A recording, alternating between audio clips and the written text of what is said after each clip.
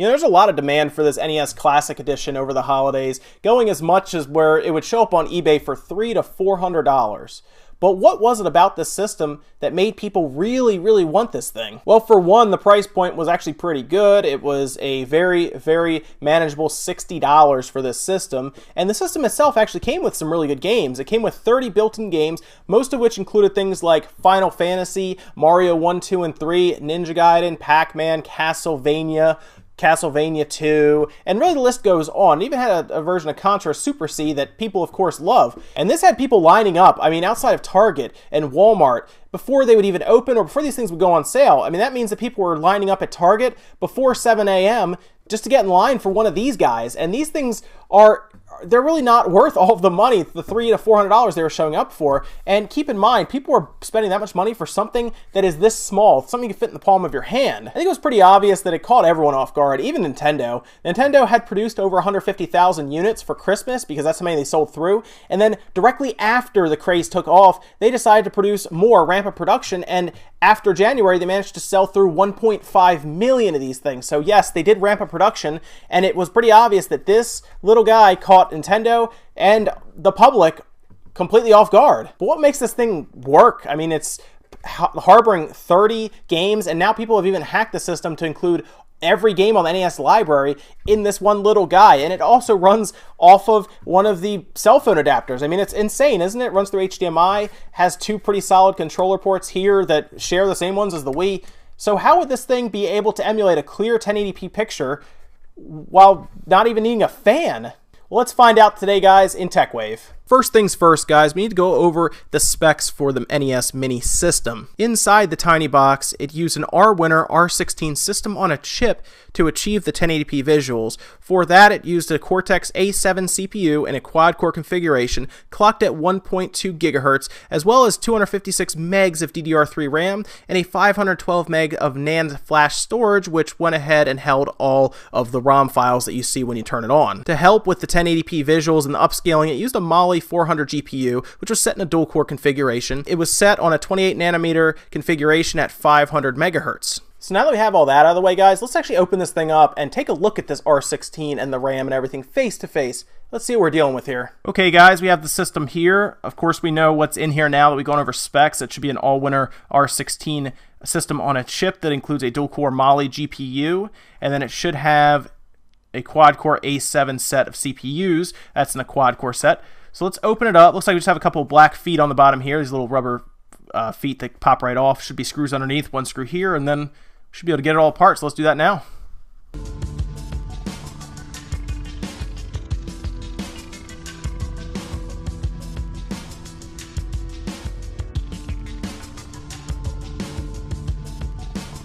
Okay, with those screws off, this top part just pretty much pops right off. There's really not a lot to it. What's kind of neat, though, I will say, is these black plastic parts here are kind of clipped on, so you can actually unclip them, and if you really wanted to get into, like, I guess, painting this guy up, you could actually paint these separately very easily just by removing them. I know a lot of people like to paint their consoles, and these are just held in by clips, so if you ever want to, it's very easy. A couple screws, you can pop this top off and start painting. Right away, we can see that there is a rather large heatsink actually in here. This is all for that all-winner chip. I can actually see from here, looking through this side, that there is a thermal pad that's holding this to the chip. So yes, this is set up to cool, this entire thing is set up to cool it passively. Now this chip, of course, does not put off a ton of heat, so that makes sense. It looks like it's only held down by a couple screws, so let's get this heatsink off and take a look at that chip face to face.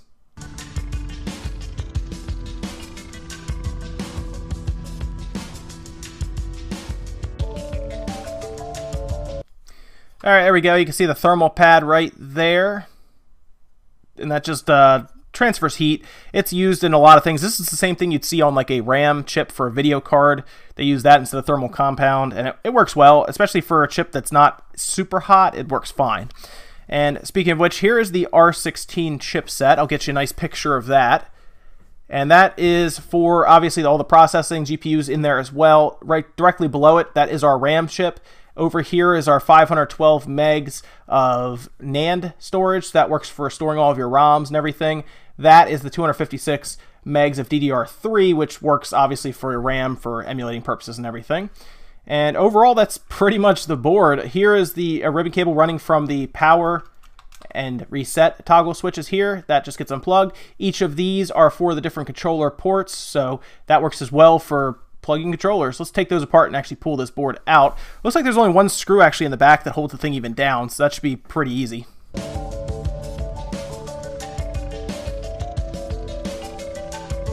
And yeah, that's it. Actually, I'm looking at this. There's actually a lot of wasted space, which is funny. They probably, if it wasn't for these controller ports, they probably could have made this whole system really, really thin. And this is, I mean, because this is the board, guys. That's everything. That's the whole system right there. Focus, there we go. That's the whole system. There's not much else to it. There really isn't. The power supply is, of course, external, HDMI, and then your power there.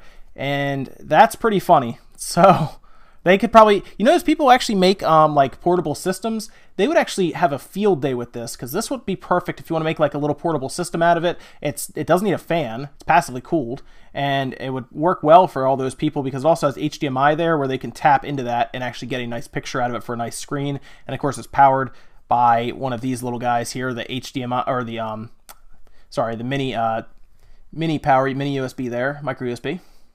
And that would be actually pretty cool. I hope someone does that. I know these are still kind of hard to get, but maybe one of them can get a hold of it and do it. Anyway, let's put it all back together, and then we'll take apart one of the first-party controllers now, too.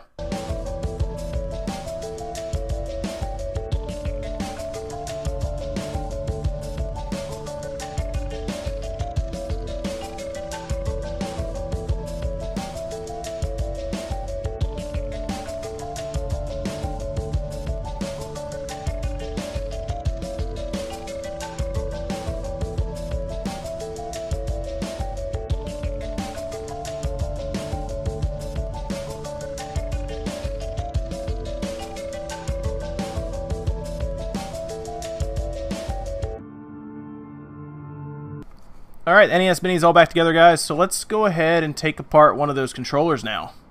So this is one of the actual Nintendo controllers that they packaged with it. This is the one that actually came with the system. This is not one of those third-party ones you can get online for super cheap that, let's be honest, kind of suck.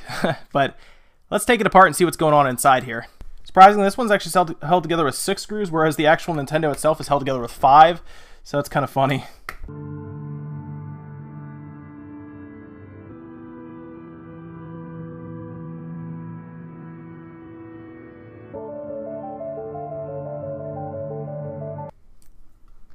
The back comes right off, and looking at this board here, looks pretty straightforward. Nothing really fancy about it. Let's pop it out and see what's going on here.